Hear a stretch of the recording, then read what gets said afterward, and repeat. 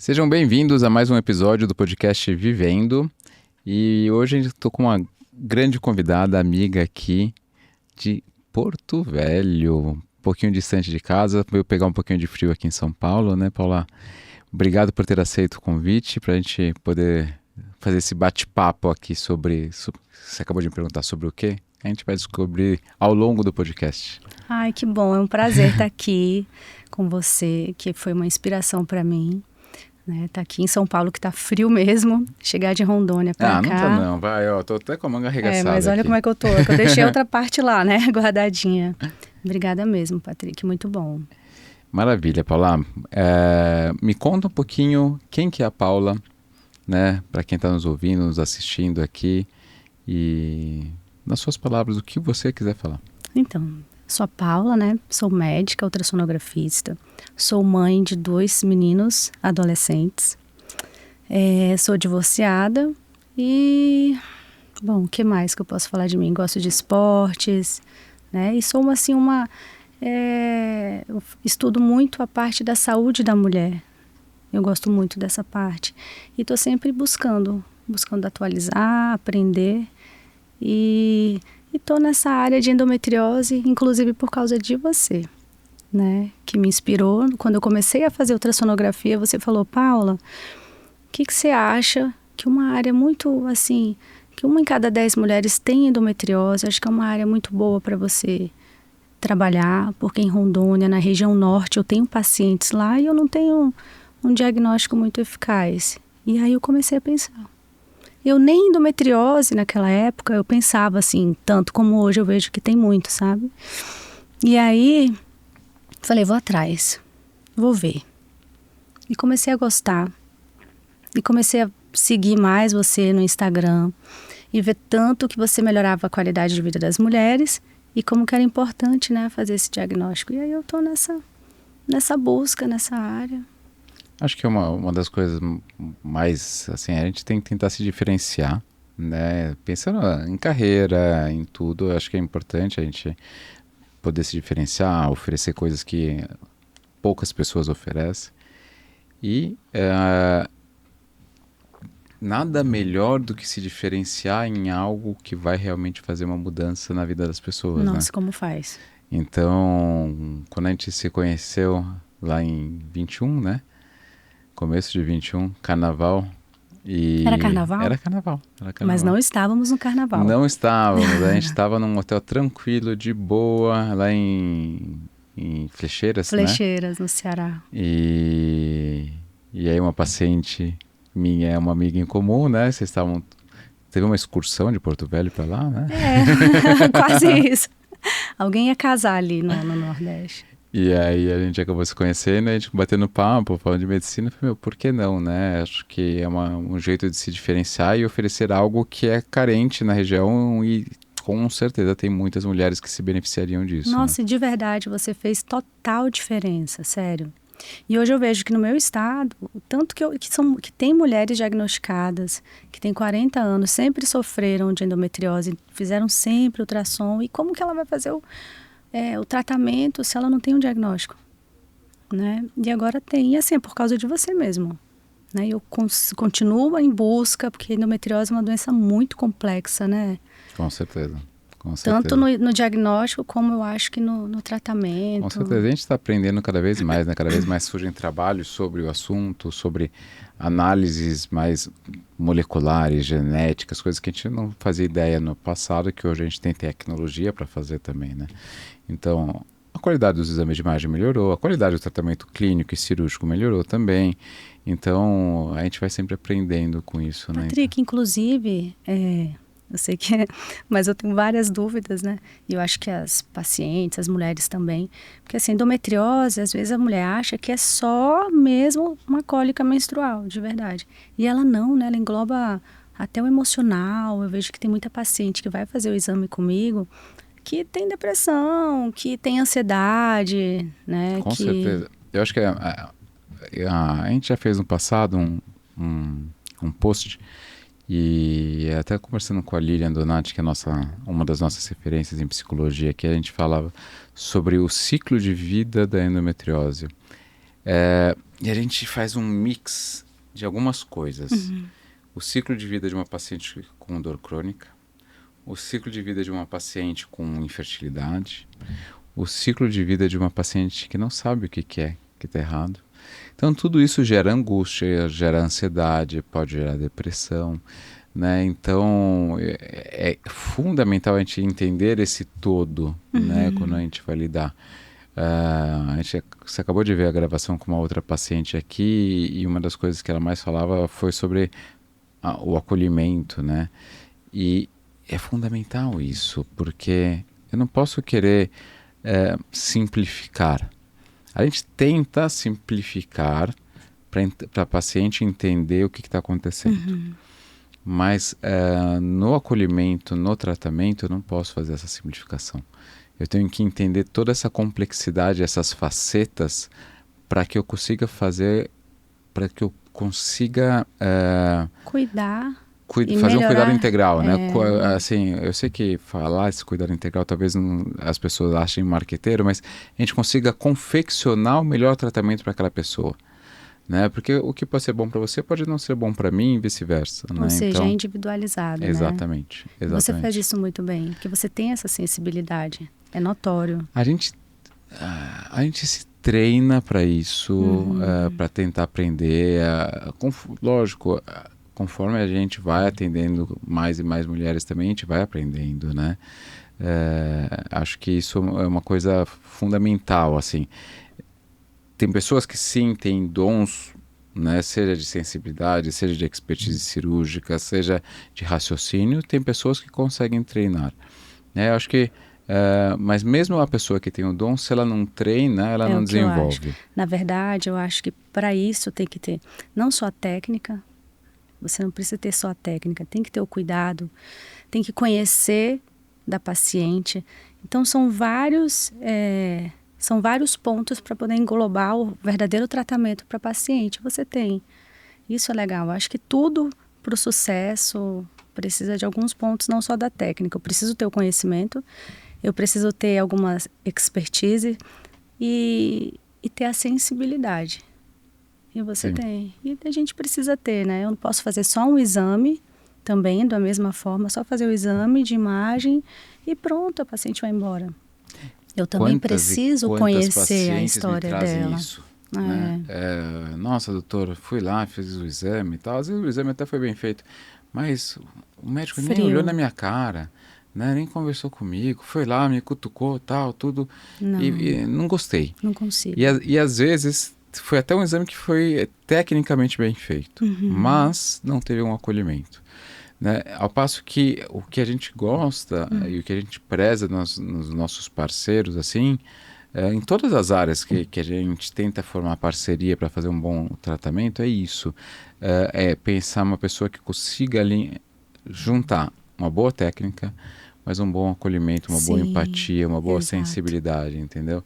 Então, todos nós temos dias bons e dias ruins, isso é ok, é compreensível. Ser humano, né? É o que a gente estava conversando sobre. Exatamente.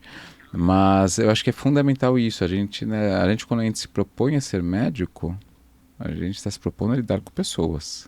Eu não consigo. Então, a paciente chega comigo, aí que ela vai sentar, tem uma mesa, eu converso com ela, eu olho os exames, eu entendo a história dela.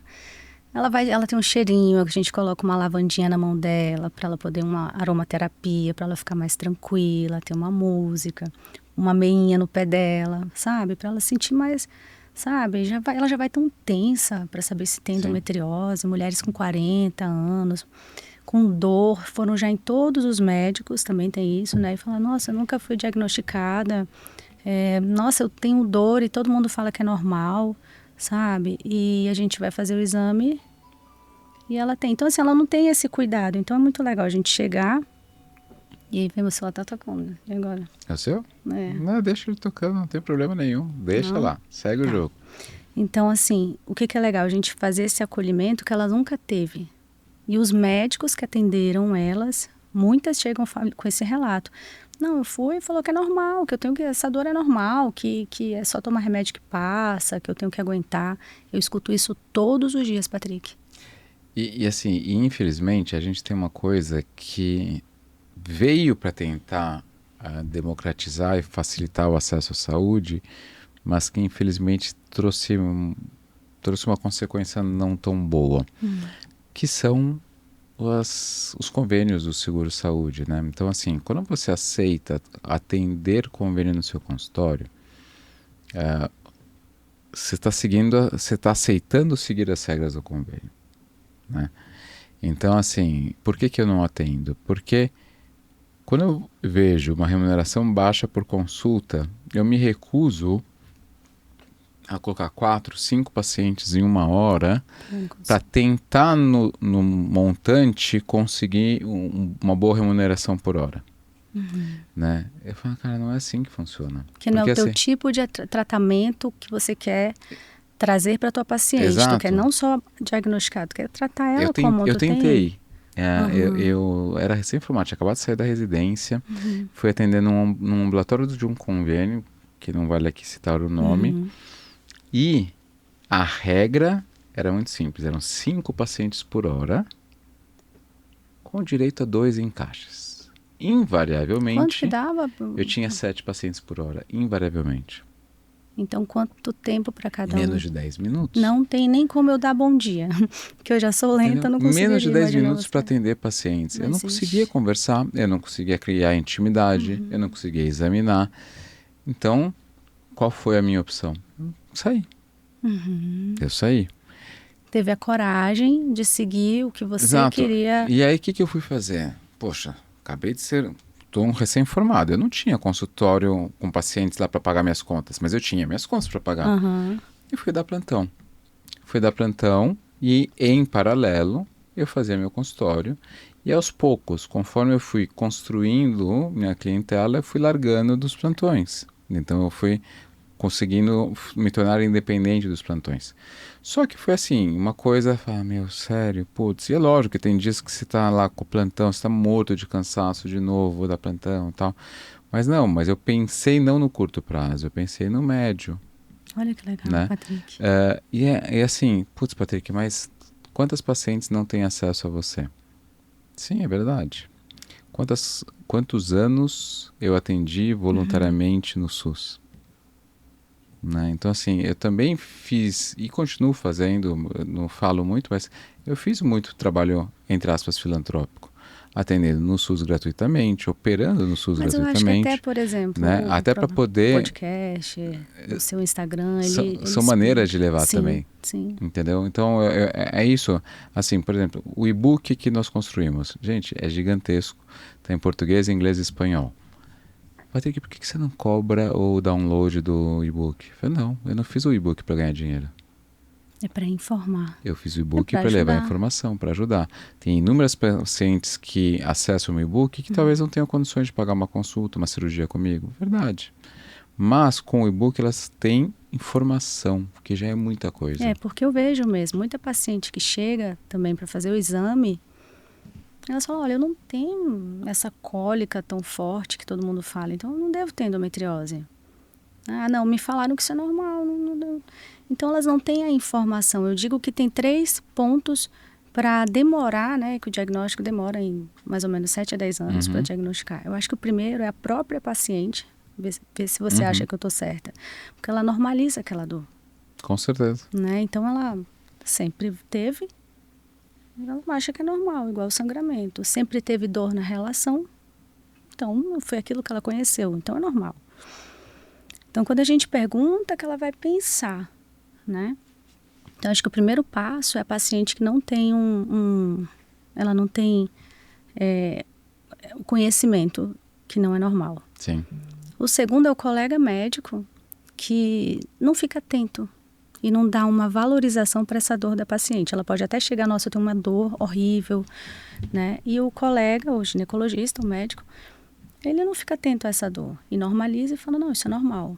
E o terceiro é o diagnóstico, né? Então o exame de imagem que...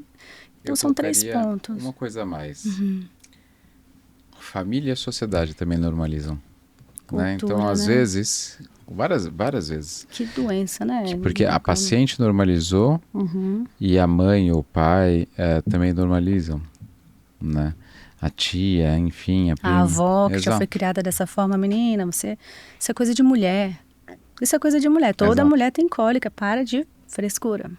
E tem muita mulher que sabe a dificuldade de ser mulher, a inserção da mulher no mercado de trabalho. A gente entende toda essa complexidade e pensa o seguinte: eu tenho que provar que eu não sou inferior, que eu não sou mais frágil do que um homem. Ai. Então, ela aprende a conviver. Ela esconde de todo mundo. Ela se entope de medicamentos para estar ativa lá e para poder, entre aspas, provar essa não fragilidade. E aí entra o emocional. E aí, uma hora explode. Uma hora a conta chega. Patrick, eu atendi uma paciente, essa me chamou muita atenção mesmo. Uma das primeiras coisas que eu atendi. Ela mora na Inglaterra. E eu acho que ela tem família em Rondônia e vai fazer os exames dela lá. Eu fiz o transvaginal normal. E no transvaginal normal eu já vi que tinha endometriose. Fizemos um mapeamento. Essa mulher tinha 31 anos, tinha endometriose intestinal, vesical. Assim, tava tudo aderido.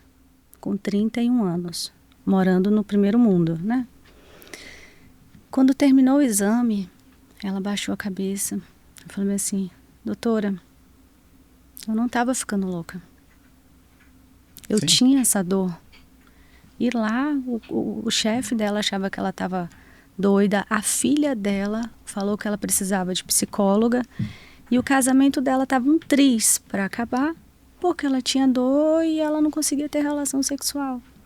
Entendeu? Então, assim, como é importante. E por que não tem isso lá na Inglaterra? Não tem? A grande dificuldade da medicina europeia, de um modo geral, medicina no Canadá também funciona desse jeito, é uma medicina pública, que é muito boa, de um modo geral, pensando em acesso à saúde geral. Check-up cardiológico, essas coisas de check-up.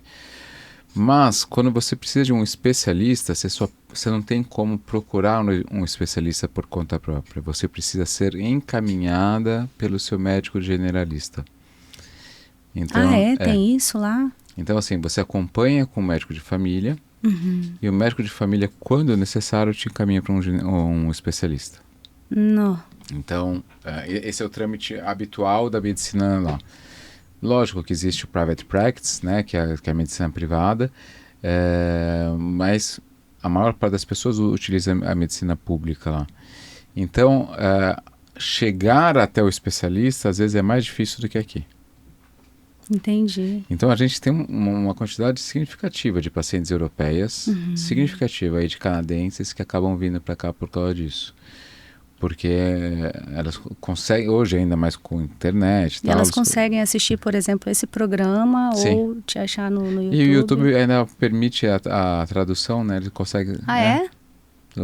Eu fiquei sabendo há não muito tempo. Eles você consegue traduzir o YouTube para outras línguas. Olha que legal. Então, isso é relativamente simples. Porque eu tinha um desconhecimento, eu achava que não, que era a Europa. Então... com certeza isso ia estar mais avançado. Não. E não está. Não. A gente tem bons profissionais na Inglaterra, a gente tem bons profissionais Estados Unidos. Na França, na Itália. Mas o acesso a eles é bastante complexo, não é tão simples. Você vê, por exemplo, pegar a Itália. O norte da Itália que é mais desenvolvido. Vamos pegar Milão. Milão é medicina pública. Tá? Mais pública, mas não é pago, é igual ao SUS aqui? Medicina um centro de referência lá, por exemplo, que eu falei, o professor Marcello Ceccaroni, é de Negrar, é norte da Itália. Sul da Itália, Nápoles, é medicina privada. O professor Mário Malzoni, que é uma das referências lá, medicina privada. Então, o sul da Itália, que é menos desenvolvido do que o norte da Itália, acaba tendo uma medicina mais semelhante com a brasileira. Você quer uma medicina de qualidade, você vai para a medicina privada. Então tem a pública na Europa também? Sim. Na maior parte das vezes é a pública. A imensa maioria da Europa é medicina pública. Nos Estados Unidos que não tem, né? Nos Estados Unidos não tem medicina pública. Isso daí é uma coisa bastante complexa lá, porque quase todo mundo tem que ter um seguro-saúde.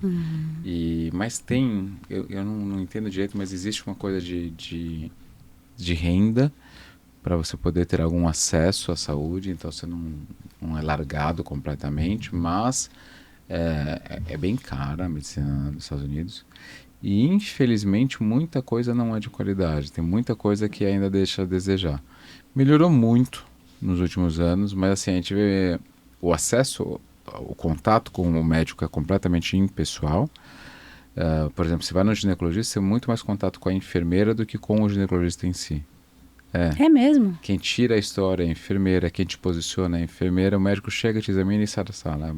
É quase que isso. Gente, Entendeu? Então você tem pouco contato. complicado. É uma medicina Sabe por que eu acho de se complicado? proteger de processos. Entendeu? De um processo de um assédio. Isso também te protege, não é que protege, eu acho que acaba atrapalhando mais um diagnóstico. Com certeza. Porque se você não tem esse contato maior, Como você porque vai o teu falar de dor na relação raciocínio, sexual? então, se ela que fez a enfermeira fez a consulta, ela não vai pensar igual a você. Não. Ela vai ter um outro raciocínio e você vai conseguir conversando, tendo um contato maior com o paciente, como você Sim. faz, né? Então, conversa, entende, e na conversa ela vai começando a se abrir mais. Porque não vai ser de primeira que ela vai falar, nossa, o meu fluxo, tô errada. Não. Meu fluxo menstrual é muito forte. Ela não sabe. Aí você vai assim, falando, não, peraí, vamos ver. Para muitas coisas não vai ser Você na usa primeira absorvente consulta. noturno? Ela, uso. Então talvez seja aumentado o seu fluxo mesmo. Ela não vai na primeira consulta. Mas tem muitas coisas que não é na primeira consulta, né? E assim, a questão sexual é uma delas. Tem muita paciente que acaba não falando e aí depois, doutor, pensando bem, olha, se eu tenho uma posição em que a penetração é mais profunda, eu tenho dor. E não é normal. E não é normal. Ainda mais se não for algo não é mais, normal. né? Assim, eu costumo brincar bastante. Se você fizer o Kama Sutra inteiro, não é para ser doloroso. Olha, isso é importante falar. Né? E assim, pode ser difícil de fazer o Kama Sutra inteiro, mas não é para ser doloroso. Né? A relação sexual é para ser um momento de prazer.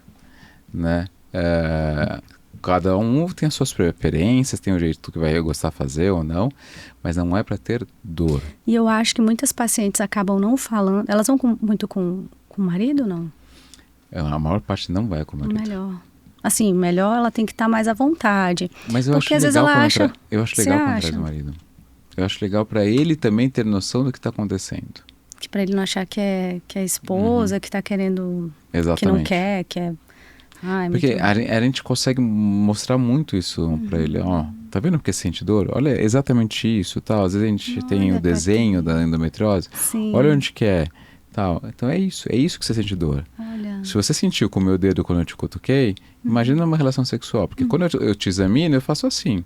Uma relação sexual não é assim, né? Você sempre examina as pacientes? Todas. 100% das minhas pacientes são examinadas. E aí é uma outra coisa que me surpreende muito, né?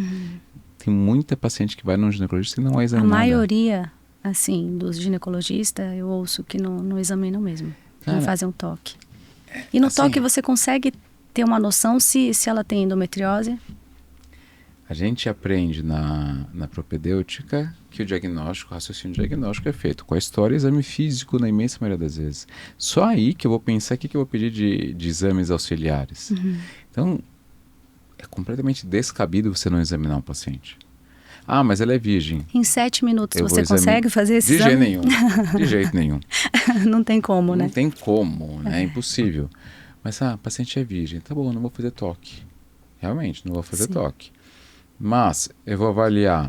Ela tem um desenvolvimento genital adequado? Dá para fazer a avaliação da genital externa. Eu vou palpar a barriga. Na barriga eu consigo palpar ilhopsoas. Dependendo do tipo de dor que a paciente tem, eu vou palpar quadrado lombar, eu vou palpar glúteo, vou palpar perivertebral, entendeu? Tudo isso vai me ajudar no raciocínio. O que acontece?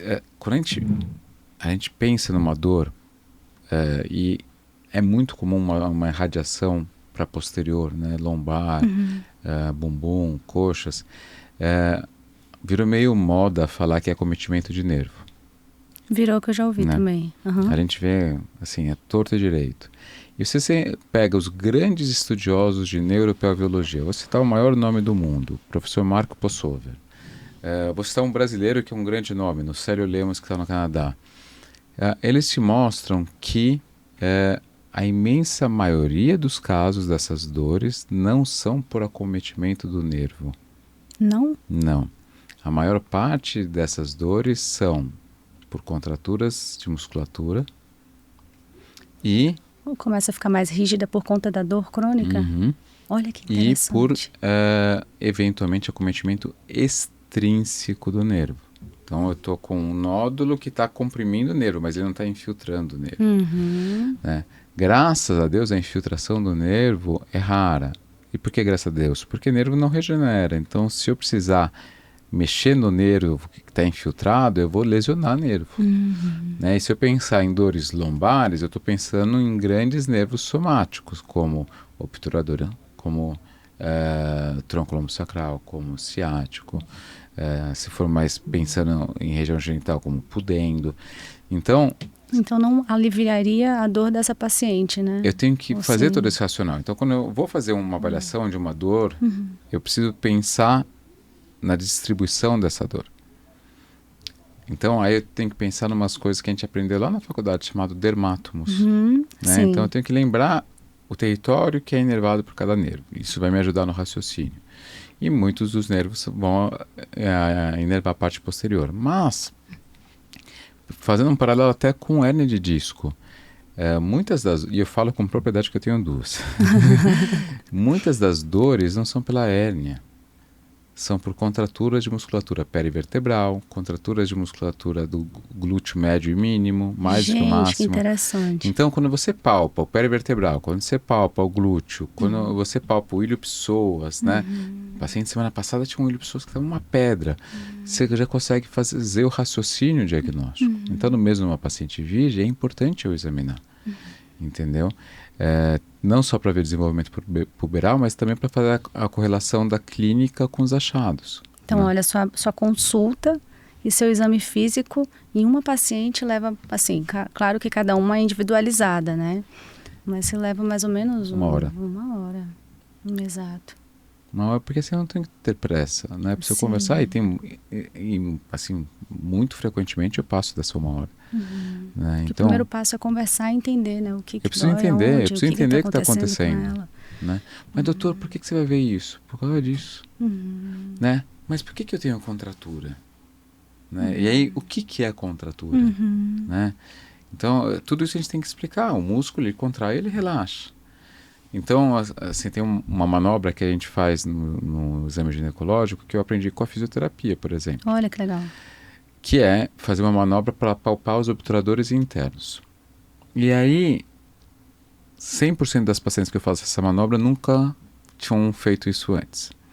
Isso me ajuda no meu raciocínio, na minha conversa com a fisioterapeuta, na eventual conversa com a especialista em dor, para ver se vai fazer um bloqueio com toxina botulínica ou não. Pode ajudar? Sim, sim. Então, muda completamente o como eu falo. Eu não sou um operador, né? Tipo, mandei fazer um exame, vou olhar o exame, não precisa nem examinar, marca a cirurgia. Não é assim. Tem muitos colegas que fazem isso. Tem muitos, a imensa maioria, infelizmente. O tratamento da endometriose, ela não é só cirúrgica. Não, né? não. A endometriose, honestamente, é uma doença, como ela é uma doença benigna, a gente sempre vai pensar primariamente no tratamento clínico. E quando que a gente vai pensar no tratamento cirúrgico? Primeiramente, falha do tratamento clínico. E a imensa maioria das pacientes que vão para a cirurgia são por causa disso. Porque primeiro tentaram um clínico e não deu certo. Mas primeiramente tem que pensar num clínico. Patrick, mas existe paciente que vai para o tratamento cirúrgico direto? Tem. Se eu tenho comprometimento da função de um órgão, né, obstrução ureteral, obstrução intestinal, eu tenho que operar. Se eu tenho suspeita de malignidade, né, ou eu não tenho como descartar a malignidade, eu tenho que operar. Então, a gente sempre vai explicar isso para o paciente. Mas, de um modo geral, a gente vê, como eu sempre falo, né, a mídia social é muito boa e muito ruim. Muito boa porque permite acesso à informação a diversas pessoas e é excelente isso, o alcance disso, mas muito ruim porque dá espaço para muita gente falar bobagem. Inclusive, abrindo adendo, muitas pacientes, não muitas, mas já chegaram para mim assim, doutora, tô com medo de endometriose porque eu vi que a endometriose deu no cérebro, no coração da paciente, deu no coração, que dá no coração. E elas têm isso, porque elas viram no TikTok ou viram em algum lugar essa criação desse medo, posso falar assim, né? Sim. E isso eu acho que é ruim, né? Com certeza. Eu tenho endometriose, será que eu tenho? Eu tenho. Acho que cria uma certa ansiedade maior na paciente, Então, né? o que eu costumo falar, se existe um protocolo que só aquela pessoa sabe fazer, uma verdade absoluta que só aquela pessoa sabe, fuja daquela pessoa, né? Outro dia eu vi Interessante isso. Lembrem disso. Eu não vou lembrar do nome do médico, eu também não iria citar, mas enfim, um cara bem fortão, assim, com uma barbona, assim, e tá dentro de um belo de um carro importado, e ele falando que endometriose nunca precisa ser operada, nunca. Meu Deus. Esse é o grande X da questão, nunca. Primeiro, ele não é nem ginecologista. Gente, que tá bom? loucura, não é? Tem coisa que você fala, não acredito. Uma medicina integrativa, ele não tem RQE em nenhuma especialidade. Então ele não teria nem propriedade para poder falar algo do tipo. Mas esse cara cobra a consulta R$6.000. A consulta. R$6.000 a consulta. A consulta. E a agenda dele é para o ano que vem. É porque de certo fala... Porque tem muita gente que acredita naquilo que ele fala. Oh, meu Deus. Ele tem 1 milhão de seguidores, se não for mais, enfim. Será que é o mesmo que falou que uma paciente, uma colega, uma amiga, na verdade, que mora em Curitiba, ela tá com nódulo na mama e ela falou assim, não vou fazer BIRADS 4. Não é para eu fazer biópsia, porque eu sigo nem fui ver quem era, um X no Instagram, que falou que se fizer biópsia na mama, vai disseminar. Eu falei, meu Deus, pelo amor de Deus, não faça isso. Tem 1.000 pessoas, N pessoas, tem estudos, foram feitos, você precisa, tem um segmento, tem que seguir esse protocolo, porque já foi testado, isso dá certo. Sim. É uma pessoa só falando que dissemina. Aonde está isso, pelo amor de Deus? Não faça isso. Então tem pessoas que estão desinformando. Tem inúmeras. Então esse é o grande X da questão. Acaba sendo uma terra de ninguém, porque qualquer um pode ir lá e falar o que quiser, né? Então tem muita gente falando muita abobrinha, muita besteira, que são tomadas como verdades, né? E infelizmente assim a gente vê o quanto de malefício a gente está vivendo, muito, né? E assim, e normalmente essas pessoas estão ganhando rios de dinheiro. Rios. Tipo, 1 milhão por mês é fácil para eles. R$6.000 uma consulta. Isso é uma consulta, fora os protocolos de injetáveis e não sei o que mais, que só ele tem na clínica dele. Ai, gente, só ele. Não existe mais ninguém que tenha. Então, assim, não existe nenhum protocolo de tratamento clínico, nenhuma técnica cirúrgica que seja exclusiva de uma única pessoa. Hoje em dia, ainda mais com congressos, com tudo, com a internet, a disseminação das informações é gigantesca, né? Eu lembro quando eu fiz faculdade, eu tinha que ir até a Bireme para xerocar os artigos. Então, hoje a gente tem acesso aos artigos aqui, né? Então, ainda mais com o IA e tal, é muito fácil. Então, não existe como ser algo que seja exclusivo da pessoa. Então, assim, se é exclusivo dele, ele já publicou? Ele já mostrou os resultados, né? Fulano de tal criou um jeito de abordar o tumor de pâncreas, que é diferente do que está descrito. Ele publicou? Meu Deus. Se ele publicou, e foi uma revista que tem revisão por pares, séria e tal, beleza, legal, que bom que esse cara conseguiu descobrir uma técnica nova, mas ele publicou, né? Agora, a pessoa só tem na clínica privada dele, ele não mostra para ninguém aquilo, é no mínimo estranho. Sim. Né? Enquanto isso, ele está usando aquilo só para um marketing, para ele ganhar dinheiro. Então, acho que são coisas que a gente sempre tem que ficar atentas, né? Então, de desconfiar. Eu sempre tento ver, tipo, coisas fora da medicina também, para eu ficar atento. Filha pequena, tal, assim, morre de medo também do acesso à internet, tudo. Tipo, o que ficar atento se esse vídeo é legal, se esse vídeo não é legal para criança, Sim, para adolescente, sim. né? Como minimizar os riscos, tudo. Tem Então, eu muita acho... puberdade precoce, tem muita coisa que é visto hoje, e eu acho que, assim, estão tendo, as crianças estão tendo muito mais acesso à informação, que por um lado é muito bom, mas que por outro não, porque é o que você falou, não tem um filtro para essa informação. Sim. Eu não sei nem como que faria para não ter. Você sabe como? Ou você pensa em alguma... Porque isso é um tema Ela vai ter. extremamente difícil. Ela não tem, obviamente, que ela não tem celular nem Não nada. Não tem nada. Né? Vai ter com 15 anos. Esse é o desejo. E olha lá, né? Porque chega, mãe, Esse na escola todo mundo tem celular, eu não tenho, mãe. A gente estava numa conversa agora nesse começo de ano com eu não vou falar qual colégio, mas porque para tentar não expor ninguém, mas teve um suicídio de uma criança, não vou falar qual sexo, com 11 ou 12 anos. Você pode até não falar, mas isso está muito comum em várias escolas. E entendeu? aí, Isso é nível Brasil. o que a gente descobriu que foi uma chantagem via Roblox, por exemplo. Não vou falar palavrão, mas um FDP. Não, eu já ouvi isso em outras... Enfim, provavelmente o que a gente acha, ele conseguiu que ela mandasse alguma foto e aí começou a chantagear essa pessoa.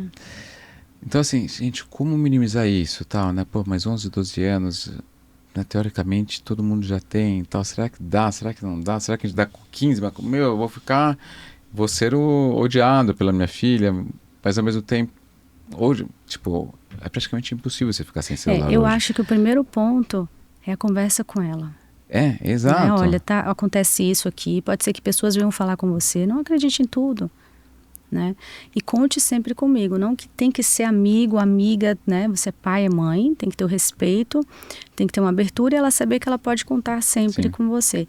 Então, acho que o primeiro ponto dos pais é informar. Olha, a internet, tudo que você assistir aqui não vai ser verdade, pessoas vão falar. Eu falava isso para os meninos, né? Assim, então, a gente, por exemplo, estava comentando que um dos YouTubes que eu bloqueei foi de uma menina também, que ela tinha 10 bebê reborns. Cara, ela sempre falando disso. Aí, no começo você achou bonitinho, mas comprou o segundo, comprou o terceiro. E eu tinha dado um pra Eva, achando que já estava mais do que bom. Eu quero um segundo, igual o da fulana, mas... A influência, falei, né? cara, a gente não tá trazendo nada de útil pra ela. Sabe? Por que eu bloqueei do YouTube, sabe? Bom. Entendeu? Então, assim, são coisas que a gente vai tentando filtrar. Tá com quantos anos? Vai fazer 5 em agosto. Mas é difícil, né? O mundo é cada vez mais digital, né? Trazer um outro exemplo aqui, tipo, outro dia eu fui no Correios para devolver um certificado digital que tinha chegado para mim, que a gente comprou, não lembro se era cartão, pendrive, chegou diferente. Faz tempo que eu não vou no correio, hein? Faz há muito tempo que eu não ia. Então, não existe. E aí eu falei pra Pri, não, deixa que eu faço, eu vou lá. E aí eu tinha que devolver por Sedex. Tá bom.